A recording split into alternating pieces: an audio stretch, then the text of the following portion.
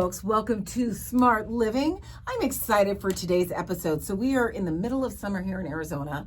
I've been on a hiatus for about 2 months, so I have to get back to recording my Smart Living podcast. But we're going to talk about back to school because a lot of kids are going back to school. So I invited my dear friend, Annie Middlemist, who is a former teacher in the classrooms here in the Valley, who is now an educator consultant. And we're going to talk about ways to save money in the classroom. For teachers, it's all about you. So you're going to love, and also we're going to talk about some places where you can go get some deals when it comes to supplies for the classroom. So Annie, welcome. Thank you so much for having me. I'm excited to be here with you. Well, I'm excited too. So tell me, how many years have you been teaching? Were you teaching in the classroom before you decided to become a consultant? Oh, heavens. I've probably been in the classroom about 15 years and then training teachers for another 10 years. Oh, wow. I know, I look a lot younger than that. But I've spent a lot of time helping teachers be more successful in the classroom. And I've been in the trenches and I've done the back to school shopping for myself and my own kids. And it just really adds up. So connecting your podcast to what I do is perfect for those teachers right now who many are starting school today. Some districts started last week. I can't believe the date is still July and we're talking about this. Right. But you don't have to spend what people tell you need to spend. And so that's what today we can talk about. Well, first let me start out with this statement. I think it's a bunch of bunk, hardcore bunk, that teachers have to spend money out of their own pocket for supplies for schools. I always say, a business or a company, when you employ your people, you need to supply them with the tools to successfully do their job. But for some reason in society, we seem to think it's okay to pay teachers practically nothing and also require them to make up the slack for the supplies that the schools aren't offering. And it's the only career I know of where you have to do that. Yeah, it's ridiculous. I mean, people who are educators are passionate, and you are definitely passionate about your job, and you are passionate about children. I've known you for years, and you're consistent that way. That's true. So thank God for you and for many other educators, but we need to start taking care of them. But today, this is not the podcast to do that. But in the meantime, while we have this issue, I'm going to tell you some ways to get around spending so much money on school supplies. So really quick, before we get started, you do consulting for educators, but the other thing that you also do is you also have a podcast yourself, right? I do. It's called Leave It at the Door. It's a podcast for educators because we take so much home with us, so much baggage that comes into like you said, caring about the kids, right? So you have their stories and that's heavy and their struggles. And then you go home with a bag of stuff and you're trying to build up and then going back. And that's why teachers are burning out. The average teacher quits within 5 years of starting, quits the whole career. So we have to do something to take care of ourselves as teachers. So we want to stay in the career that really called us to work with those kids. Well, I love that you've taken your experience, just like I've taken my life experience, and now we're going around and we're sharing it. So let's talk about some things and ways that teachers can, save money in the classroom. So being that you've been an educator and you've been in the classroom, what are the things that these teachers are spending their money on and that they're not getting funding for? So much.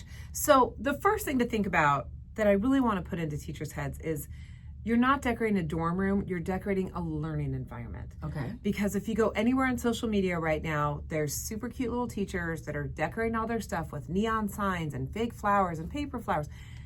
That does not encourage learning. In fact, it hinders learning if you have too much stuff in the classroom. Okay. So the most productive classrooms are simple.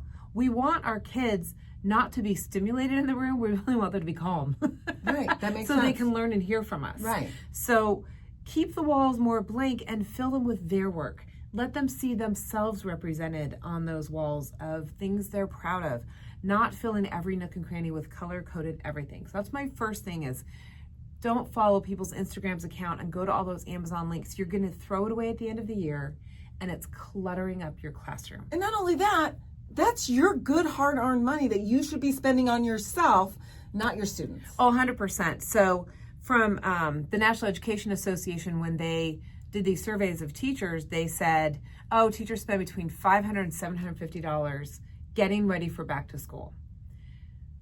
I've seen more surveys that are more about $1,000, $1,300. I was probably more in the $1,000 range because they'll give me a set of pencils. I'm out of pencils. I don't know where pencils go. They're out of pencils, and I say, do we have more? They're like, well, we gave you pencils. What am I going to do? I'm obviously going to go buy them. Really? And that's the whole thinking is, why do we need to give teachers all this money when they're going to buy it anyway? Which is not cool. Wow. But we buy shoes for our kids. I mean, dry erase markers. Like, there's just things that we always are replenishing in our classroom. So you're saying, no, don't do that. Change your mindset first. Okay. Settle down with the decorations and just think, what do I want my kids to learn? And what needs to be on the wall to stimulate that? Oh my God, I love this and go advice. from there. But really look at your classroom as a learning environment and a calming, safe space. You keep those things in mind and you're gonna have a lovely classroom. Learning environment, calm, safe space. So what I'm thinking of, simplicity. Yes. Okay, that's order, tidiness. Yeah, keep it simple. And decorate it throughout the school year with the work that your students do, so that can validate them. Yes, and putting up, if you don't have a big window, which many classrooms don't have big windows anymore, put up a big poster of nature.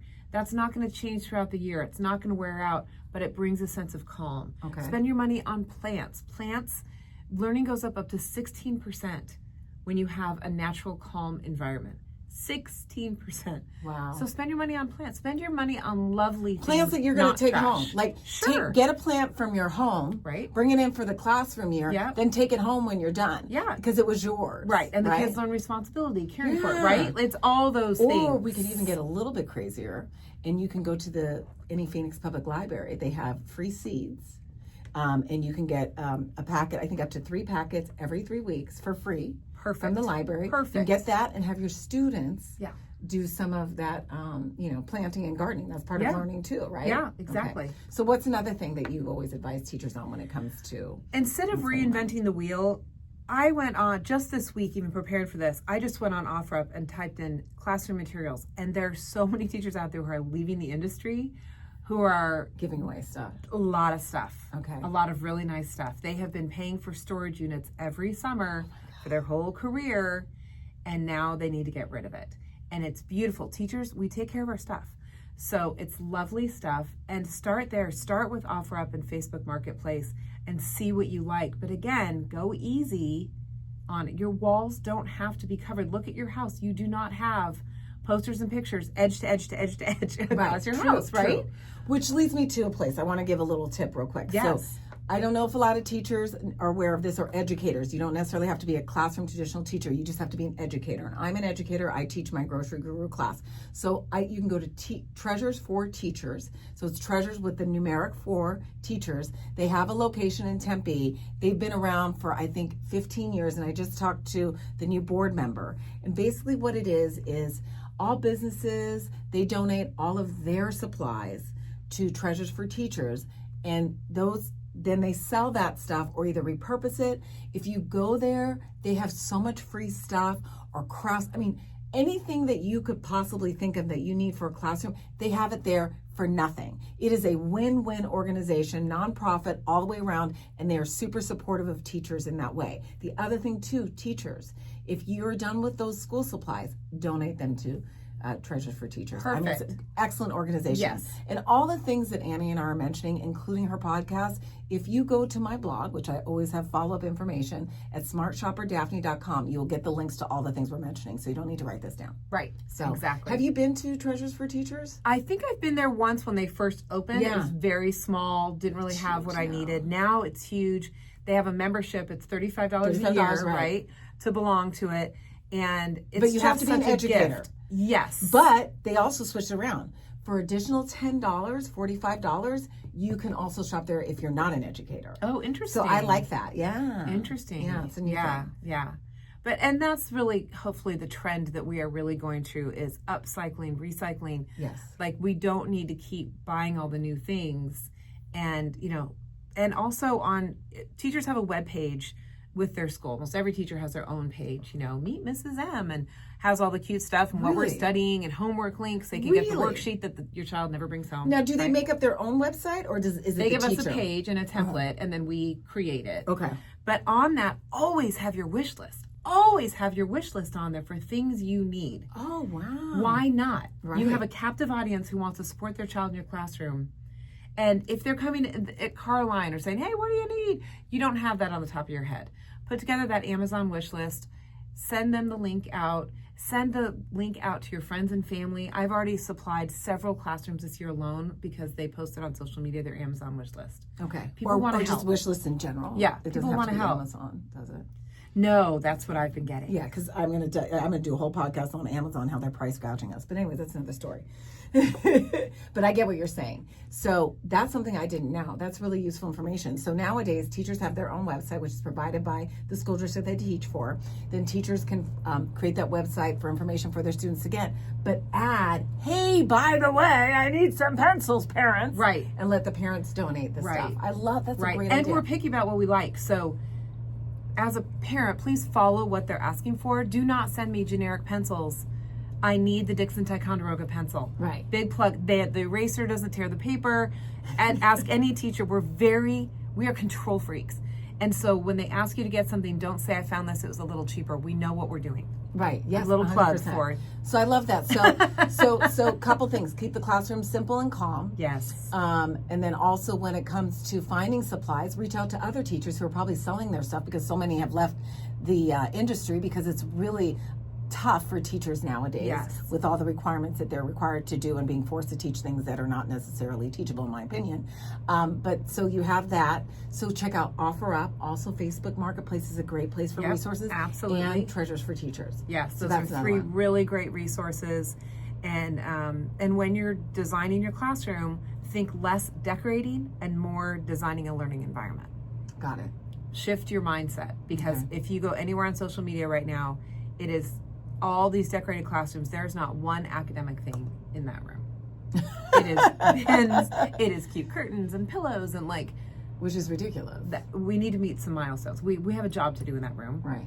And the more calm you keep it, when those kids come in and they're so excited, they're 6, 7, 8 years old and they're bouncing off the walls, bring in some calm to them.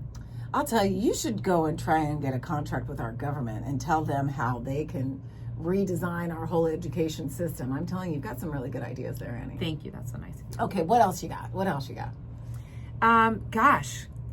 Trading out with students. First of all, when you go in, go to the main office, go to your principal and ask if there's a storage room. Look there first. There's always a room where teachers throw their stuff and they often leave, pretend they didn't throw their stuff in there. Or there's sets of books that you were just about to order, but you want to do a Roald Dahl series or something. Go in and ask where that stuff is and go through that stuff. And then ask what kind of a budget there is. Ask the school, what will you buy me? What am I allowed to use your funds for to build my classroom before you go out and spend your own money? Yes. Because I've gone out and bought stuff and then I come into a school and they say, oh, no, hon, we provide that. They're right over in the 3rd drawer. We already have a 3-hole punch. You didn't need to buy that. But we're so busy setting up our classroom, we're not looking to the obvious source, which is literally across campus in the office. So bottom line is ask your district what supplies you have before you go run out to the store. Yeah. I like See that. what's there. Okay. One of the things I also wanted to mention was my friend Charlene, who works for APS, had sent me I did a little Facebook posting asking people to share some ways that they can help teachers save money. And she was saying that APS, is it APS or SRP? APS, but the school has to be in an APS service area. And if it is, which is a good portion of the valley, teachers can enter to win a drawing. And Charlene basically told me that no teachers actually ever enter, and they give 500 teachers $500 each for entering. And I'll have a link to on my blog for that, but it's through APS, and I thought that was a great little program. So 500 teachers can get $500 from simply entering into a drawing. Right. Yeah. So enter into the drawing. It's always worth. I mean, who doesn't want to be surprised with $500? Right. And it just takes a minute. Right. So you have to use the money on the classroom. You contests. can't go out to dinner. You have to actually use the money on the students. Even though I would encourage it, but that's probably not ethical. And you wouldn't. Knowing the teachers I know, you wouldn't, because you need something for your classroom. Right, that's true. Yes. Yes. I mean, bringing in snacks, like when kids are hungry. A lot of those kids commute to school at 6 a.m. Even if they get free breakfast at school, they're hungry. So I always had a refrigerator filled with sliced apples and granola bars, and that's the stuff teachers are providing. Yeah. It doesn't stop. Yeah. Because if a well-fed child can learn. Yes, and we also have a lot of funding cuts that are coming, and recently I know that there was something like $5.5 billion that our current government decided to pull, that all these school systems were going to get starting July 1st, and all of a sudden June 30th they're like, we're going to go ahead and review everything. But they finally released those funds just the other day, we are now July, at the end of July, these schools are starting. I just can't believe the sabotage that occurs. It is not supporting our educators. It's not supporting our society by doing this. It is just ridiculous. Right. So that makes it even more stressful. And speaking of that money, keep your receipts for all that stuff that you buy, because you can write off $300 a year on your taxes. Okay. Just as being a teacher, $600 if you're filing jointly.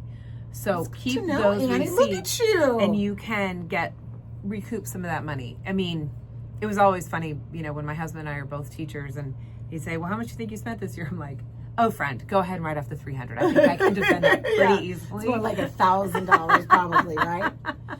But it is, don't forget, when you're filing your taxes, you can write off $300 for the supplies that you bought. That's fantastic advice. Yeah. So, okay, one other thing I want to throw in here, and I'm going to kind of get a smidge off of topic here. We're still going to talk about money saving for teachers, but I want to talk about back to school for kids that are going back to school. Sure. For supplying your child for back to school? Yeah, and I can share some of those, like where are great places to get school supplies. I mean, I can answer that question, but do you know? Yeah. Again, assess what you have at home. Don't just get that supply list that the school sends, and they're printed, I think, in every Target and Staples. They print those supply lists for you, even in the stores. But when you look at it, first go through that craft cabinet. These are for students. These are for students go also. through your craft cabinet at home and see what you have. Do you have a set of markers? A lot of those go into a community pile. So if you can't afford the markers and there's just some stuff where you go, do I really like scissors? Ask the school and say, is there any financial support for this? You're not alone. It's nothing to be embarrassed about whatsoever, because I opened some of those cabinets and I see 400 glue sticks. And then the next year we put it on the supply list. They need to bring glue sticks. Why? We don't have room for the glue sticks we have. Go ahead and say, I can't do this right now, but I'll supply as I go. No one is going to be upset about that. The kids aren't going to be embarrassed. Look at their backpack. Is it in good shape? Can you put patches on it? Make it fun and decorate it. There's just so many easy ways to get around that list, but also don't fall for, one store will say we have 20-cent folders. Mm-hmm. You go, I need 4 folders. I'll go there. But everything else is more expensive. It's called lost leaders. That's what they call that, lost leaders. Yes, and there you are in your hot car, in and out with your kid who's bouncing off the walls because they're about to back to school. I was just in Target the other day. It was just like ping pong balls bouncing all over the store. They're so excited about back to school. And the parents are losing their minds. And I just quietly walked past I survived that. I'm going on. But, just see what you have first before and then buy those personal things that they need, like the zipper binder. Yes, they each need a zipper binder because that's what they will carry around. But as far as glue sticks and scissors and stuff, a lot of that goes into a community bin. So you can take your time on that. And honestly, as a teacher, I would love people to bring in more supplies in January because we've worn so much out. I love new stuff in January. That's when I really need it. So kind of think of how to do those kind of things as well. Well, I know with back to school stuff, I've done many stories over the year on where's your best place to get brand new back to school supplies. And we've done many comparison. You're absolutely right. So many stores, Walmart, Target, all of your major players when it comes to that will have loss leaders. Staples too. They'll have loss leaders where they sell things for dirt cheap to get you in the store. So you'll buy the overpriced stuff. Be disciplined. Go to the store, get the stuff that is sold dirt cheap, and then go to the next store. That would be my advice. And ask yourself, how much is my time worth? Right. My time is worth my nothing. time worth those $3? My time is worth nothing. I am fine to save 20 cents. I'm not going. I'm not saving the money. But that's one of the things. So I'll head over to 20th Street in Camelback where there's a Staples there. Target's not too far from there. Yeah. And then Walmart. Now, I will say hands down, every time we did a back to school story, Walmart really had the best prices overall. They are always rated the top. They always have the best prices overall. I don't know if they do matching anymore.